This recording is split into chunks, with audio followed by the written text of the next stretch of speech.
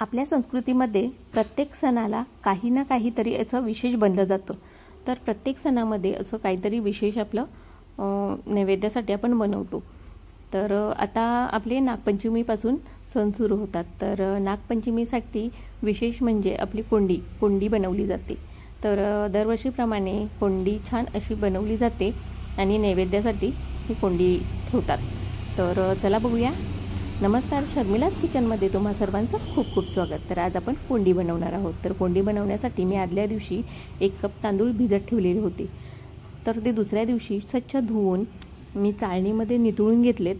पूर्ण असे सुके होऊन द्यायचे आणि मग ते कढईमध्ये आपल्याला भाजून घ्यायचे आहेत। तर कढईमध्ये पूर्ण सुके होईपर्यंत, कलर थोडा चेंज होईपर्यंत भाजून घ्यायचे। तर आता हे मी तांदूळ भाजून घेतलेले आहेत।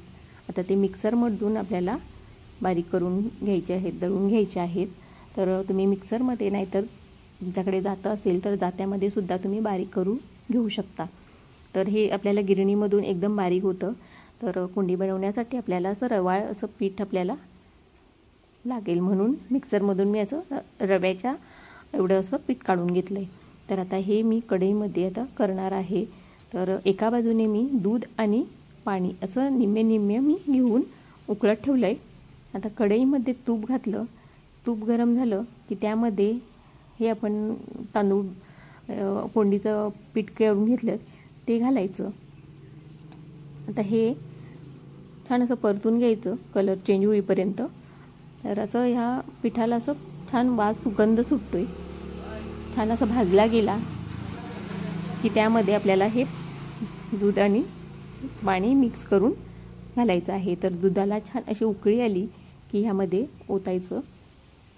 तर आता ओतल्यानंतर ते पूर्ण असं ढवळून घ्यायचं। तर ढवळून झालं की त्यावर 5 मिनिटांनी आपल्याला झाकण काढून घेतलं आहे।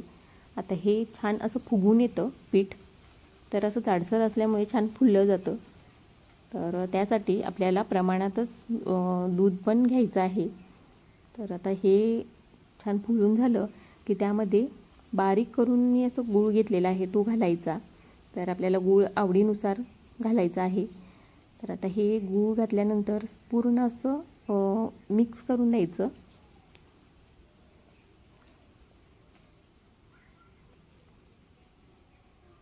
तर ह्यामध्ये असं पूर्ण असं हे गूळ मिक्स झालं पाहिजे, अशा पद्धतीने आपल्याला हे फिरवून घ्यायचं आहे। तर आता ही कोंडीमध्ये आपल्याला मी जेवढं आपण ते पीठ घेतोय तेवढंच पाणी आपल्याला ठेवायचं आहे।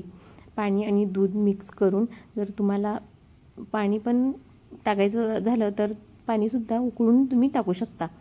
तर आता हे छान असं मिक्स झालेलं आहे आणि हे बघा छान असं मिक्स झालं आहे।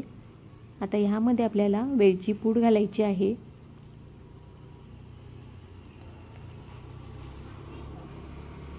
वेलची पूड घालायची आणि त्यामध्ये आपल्याला जर ड्रायफ्रूट्स घालायचे असतील तर आपण घालू शकतो, नाही घातले तरी चालतील। तर आता हे वेलची घातल्यानंतर आपल्याला पूर्ण असं मिक्स होऊन द्यायचं आहे। आता हे मी थोडेसे ड्रायफ्रूट्स टाकले त्याच्यामध्ये। तर आता हे पण मिक्स करून घ्यायचे। तर 5 मिनिटे आपल्याला वाफ देऊन काढायची आहे। त्यानंतर गॅस बंद करायचा। आता ही कोंडी तयार झालेली आहे। तर आता ही आपण केळीच्या पानावर काढून घेऊया। तर छान अशी ही आपली कोंडी तयार आहे। तर कशी वाटली तुम्हाला आजची व्हिडिओ? तुम्हाला आवडली असेल तर या चॅनलला सबस्क्राईब करा। तर पुन्हा भेटूया अशाच एका नवीन रेसिपी बरोबर। तोपर्यंत धन्यवाद।